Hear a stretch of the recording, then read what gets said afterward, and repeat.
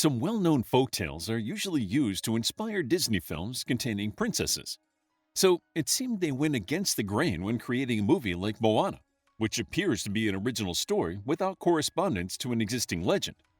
However, inspiration behind Moana does come from common mythology, and not only that, but it also has its roots in historical fact. In the popular Disney film, Moana lives on a remote island with her family. She is drawn to the sea, but her culture prohibits sea travel. Although they have knowledge of boat building and fishing, no one is allowed past the reef that encircles her island. While this premise may seem like pure fiction to some, there is a well-known period in Polynesian history in which these competent ocean explorers simply stopped sailing long distances. This period is known as the Long Pause and lasted around 1,000 years.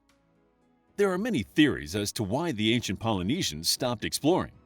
Scientists have used computer models to map the wind directions and ocean currents from that period, and they have found that changes in weather conditions may have meant the seas were just too dangerous to cross.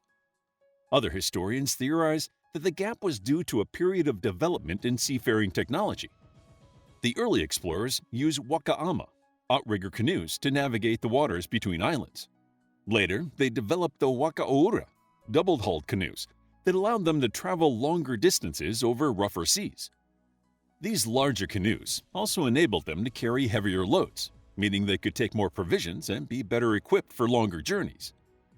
Historians also speculate about what made the Polynesian people begin exploring again. Clearly, the theory about advancement in shipbuilding is a top contender here. However, after 1,000 years of being settled, what pushed them to once again journey across the ocean? Perhaps the most obvious answer is population growth. However, other theories include exile and a genuine curiosity about the unknown, a theme seen with human migration and exploration throughout history. Another idea that is gaining popularity is that an algae bloom began to kill off fish, forcing islanders to sail further afield in search of more food. While we don't really know how interconnected the populated islands were during the 1,000-year period, the Polynesian islanders did develop separate cultures and languages during this time. However, they all have common roots as well as similar oral traditions. In Moana, wayfinding plays a prominent part, not only in navigating the ocean, but as a metaphor for finding one's own way in life. In the Polynesian culture, wayfinding was essential for survival due to the remote nature of their settlements. Because of the reliance on sea travel, the Polynesians developed incredibly sophisticated boat building and navigation methods. They used two wakas tied together to create more stability. A platform was used as shelter from the sun and rain, as well as storage for food and equipment. Sails were woven from resilient materials such as pandanus leaves, which was also resistant to salt water. The traditional triangle V-shaped sail was known as a crab claw. These sails were attached near the deck by the point, with the wider side higher up, meaning it could catch the stronger and steadier winds. The navigators used the position of the sun and stars to navigate, as well as songs and stories as an aid memoir to record route markers. Well-known signs of land included clouds above landmasses, seabirds, and the reflection of shallow water on the underside of clouds. They knew that birds flew away from land in the morning and toward it in the evening, and how to read the ocean swells, currents, and waves. Knowing this information was important, so tribes had tohunga, or experts in navigation. They were highly valued in Polynesian society. Only the privileged few had access to this kind of education, which was held in high regard.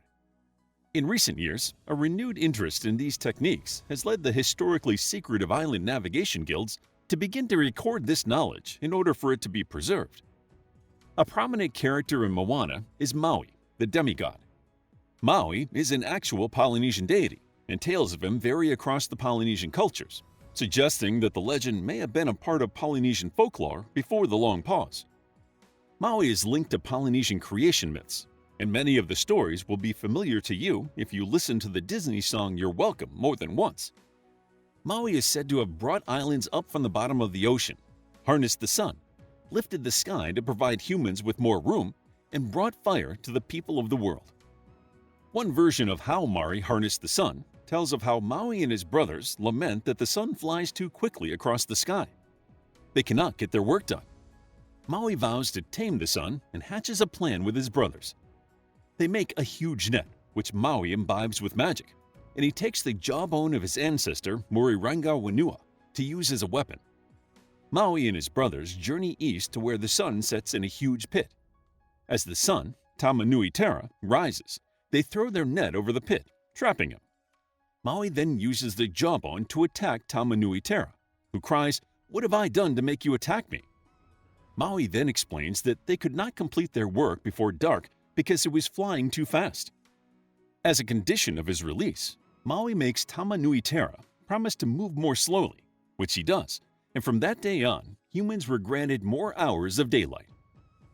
How humans harness the use of fire is common in creation myths. A version of this is attributed to Maui. In the story, he is curious to discover where fire originated. One night, he extinguishes all the fires everywhere in the world to find the source of the flames. His mother, Turanga, is the tribe's chief, or Rangatira, and knows that fire came from the goddess Mahuika, so she decides to send someone to go and ask her for more. Maui is so eager to find the source of fire that he volunteers and is told the whereabouts of Mahuika. When he arrives at Mahuika's fiery mountain, he tells her that he is the son of Turanga and is Mahuika's mokopuna, or grandchild, and she gives him one of her flaming fingernails to take back to his people.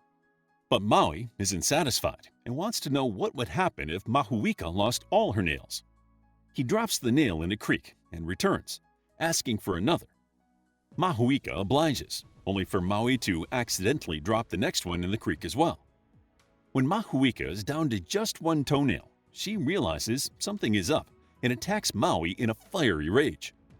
Maui transforms into a hawk and calls on Tahiri Matea, the god of weather, to rain on Mahuika, who, knowing she is defeated, throws her last toenail at Maui. He manages to dodge the nail, which falls into a forest where the trees recognize it as a precious gift and keep the nail. Afterward, Maui is able to release flames from trees by rubbing two sticks together, and humans have been able to make fire for themselves ever since. You can't mention Maui without mentioning Polynesian tattoos. While it is impossible to say when tattooing became a part of Polynesian culture, historians believe it has been prominent for at least the past 2,000 years. Tattoos were used to express identity and rank and enlist spirits' protection. This form of body art was woven into the hierarchical, cultural, and religious aspects of Polynesian life, and the meanings behind the tattoos varied from island to island. Tonga has some of the oldest and most distinct tattooing styles in Polynesia, suggesting that the practice may have been a part of the culture before the long pause. Their tattoos were often geometric patterns with sections of pure black that started at the waist and went down to the knees. Women had similar designs that were usually more delicate and floral on their hands, lower body, and legs. Samoa also developed its own type of tattoos, with some variation from the Tongan designs and placement. The roots of Polynesian culture originated when humans began to settle the Pacific Islands in around 3000 BCE, roughly 500 years before the building of the pyramids at Giza. These explorers started on the island of Taiwan and journeyed east.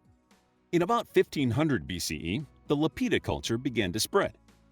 The Lapita culture is the name given to the Neolithic Australasian people and their distinctive pottery and ceramics, which feature geometric patterns thought to mirror the patterns made on bark cloth and the characteristic tribal tattoos. This pottery has been found on islands across the Pacific Ocean, including Fiji, Western Polynesia, and the islands of Melanesia. It has been a long-held European belief that the migration of the Lapita culture to these remote islands was accidental, as in some cases, the islands are over 400 miles away from each other. This theory assumes that the level of skill it would have taken to make these 5 or 6 week journeys in small canoes would have been beyond the capabilities of these early cultures.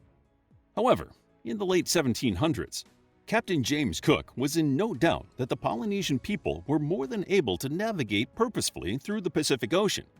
In his journal, he wrote, "These people sail in those seas from island to island for several hundred leagues, the sun serving them for a compass by day and the moon and stars by night. When the time comes to be proved, we shall be no longer at a loss to know how the islands lying in those seas came to be peopled." By 1300 to 900 BCE, Tonga and Samoa were settled, after which began the long pause. The Lapita culture disappeared around the time the Long Pause started, which led to other unique Polynesian cultures developing.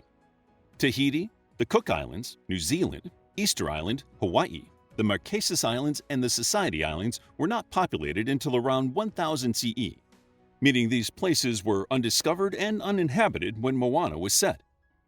The film Moana is interspersed with Polynesian language, primarily Samoan and Tokelauean. These languages are related to other Polynesian languages, and many of the names in Moana have meanings that relate to their character. Moana means ocean in most Polynesian languages, including Maori and Hawaiian. Heihei means chicken. Moana's father, Tui, is named after a New Zealand bird. Tala, Moana's grandmother's name, means story in Samoan. And Pua, Moana's name for her pet pig, means flower. Probably the most striking use of Polynesian language comes from the song We Know the Way.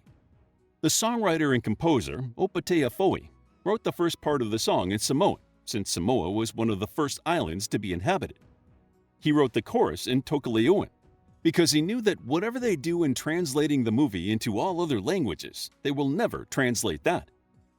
Tokelauean is a severely endangered language, according to UNESCO, and is spoken by less than 5,000 people in Tokelau, New Zealand, and Swains Island, so inserting the language into a major movie is no mean feat. Today, there are an estimated 2 million ethnic Polynesians worldwide.